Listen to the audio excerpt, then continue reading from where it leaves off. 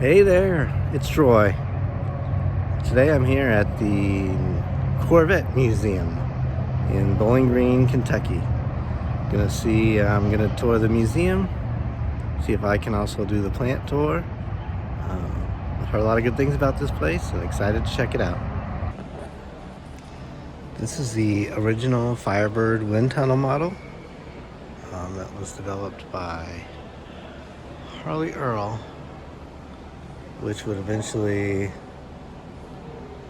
evolve into the Corvette, which then we come over here and there is a 1953 Corvette right as you come in. This is right inside the entrance to the museum, and this one happens to be a cutaway, so you can see the inside of it as well.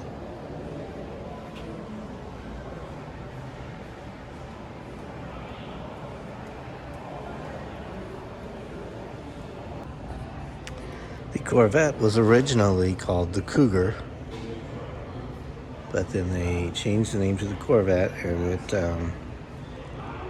became official in the end of 1952, right at the start of 1953. And this is inside. You turn around and then you see a handful of Corvettes here. See the 2003.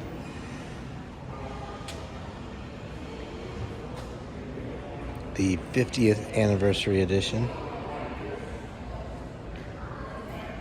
It's 2003 convertible. Over here is the 1978, the 25th anniversary edition.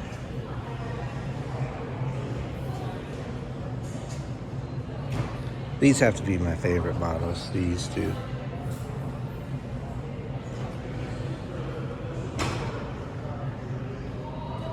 Being a child that grew up in the 80s and 90s, these were the ones that I was most familiar with when I was becoming of driving age. So these are my favorite models, these mid to late 1970s.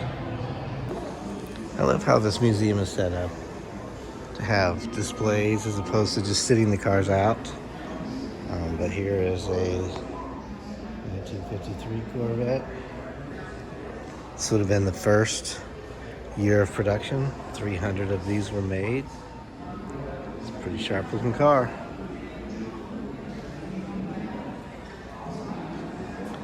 And I love the 1950s backdrop, the barber shop, the toy shop.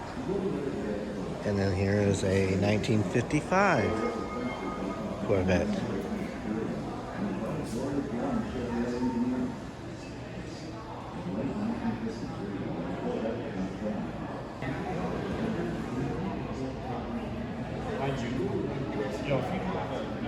Here is a 1956 Corvette that was entombed by its owner in a grocery store that he owned. But then you can come around here and actually see the Corvette. It was removed in the 1980s.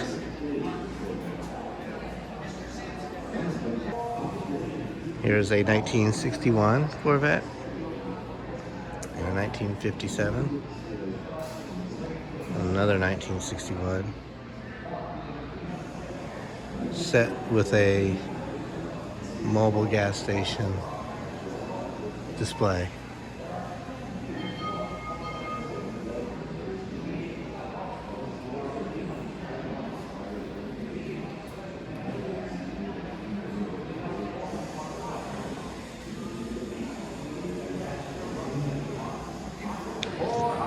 This display talks about how it was originally manufactured in Flint, Michigan, then St. Louis, Missouri, and then eventually moved here to Bowling Green, Kentucky in 1981. So these are some of the ones that would have been made in the St. Louis plant. This is the 73, my birth year, so that's why I really like this one. '73 Stingray Corvette.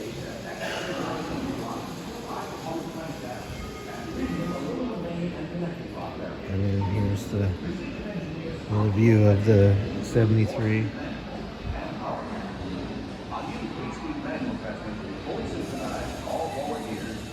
They do plant tours here, but I'm not sure if I'm going to have time to take one today or not. But you can't videotape or photograph in there anyways, so we'll see. I love these neon signs as well. And they love the displays here. This is a really nice museum. Here's a 67, a couple of 67 Corvettes, a Roy Orbison Corvette.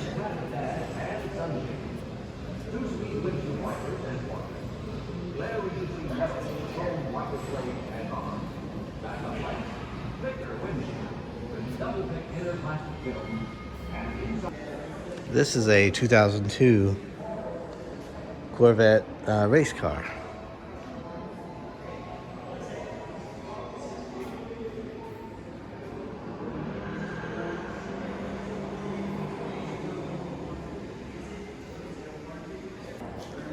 This room is the evolution of their race car, developed by this man, Zora Marcus Dunhall. And he was an engineer who developed the engine. And this just kind of chronicles the evolution of their racing vehicles. This one here is a 1962 Corvette. 63 Corvette.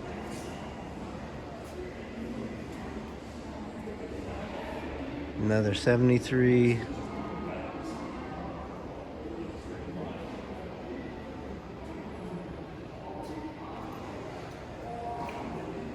Then here's an 84.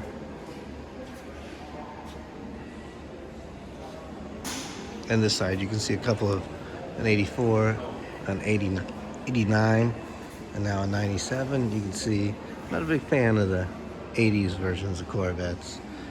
But here, this 90s, 97 version, starting to look a little bit more like they currently look today.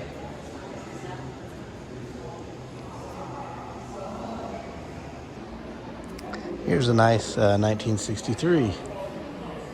Wow, looks pretty sharp. I do like these.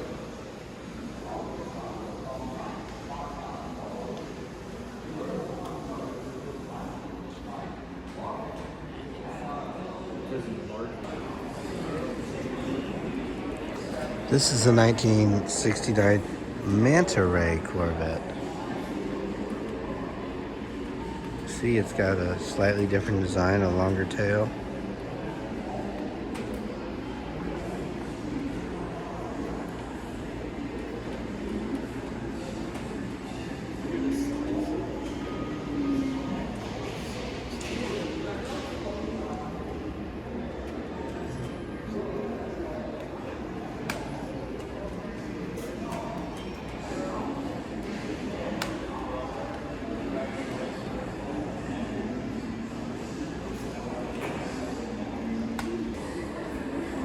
And here we have some of the scale models for the 1966 and some other years.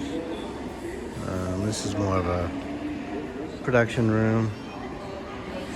They got color swatches of all the different color swatches you can get for your Corvette. And then different scale models created for different events and such. And this is a 2019 ZR1.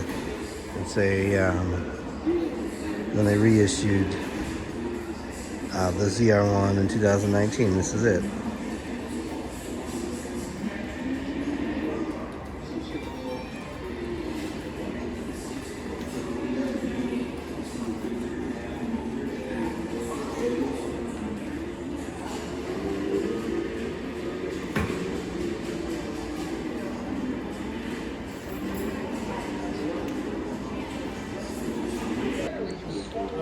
Okay, this is a display about the sinkhole.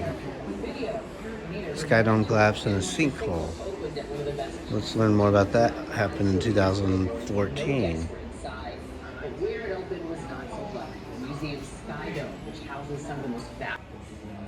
So the sinkhole happened in a 40-foot hole, collapsed into the ground, in essence, and destroyed 8 of their Corvettes on display. It was here at the museum.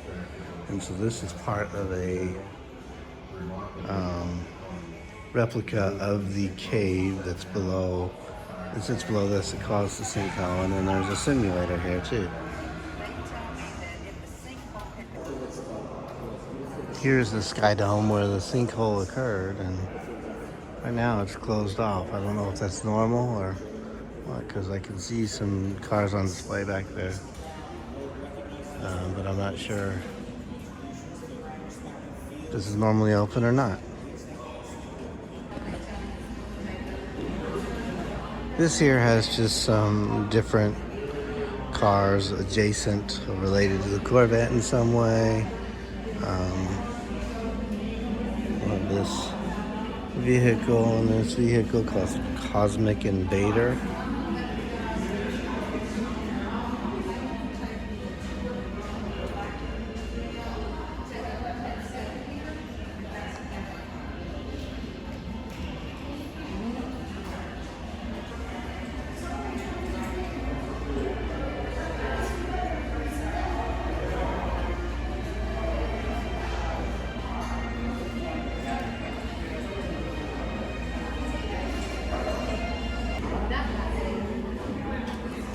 Possibly the most famous Corvette.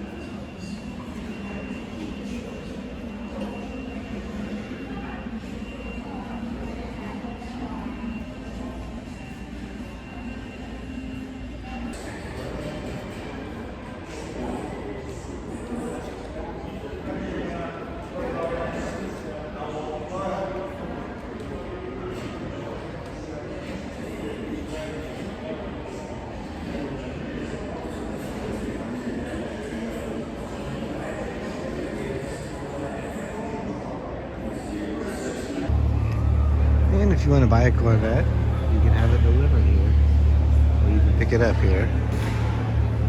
And there's actually a couple people in the process of picking up their Corvettes and learning all about them, getting a custom explanation about everything to do with their Corvette.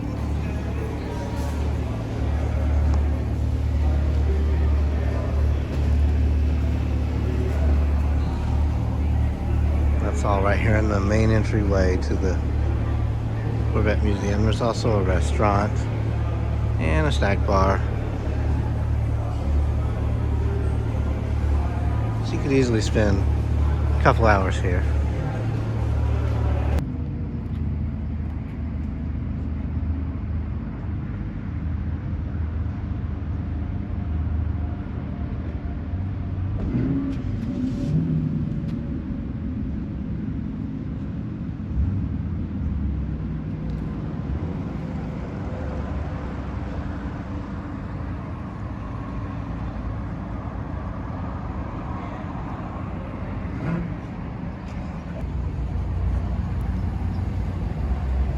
Here's a parade of Corvettes going by.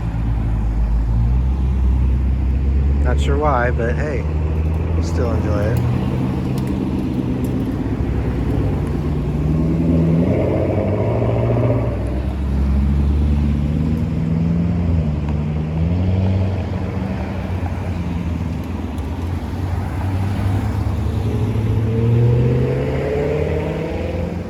Probably some sort of Corvette club.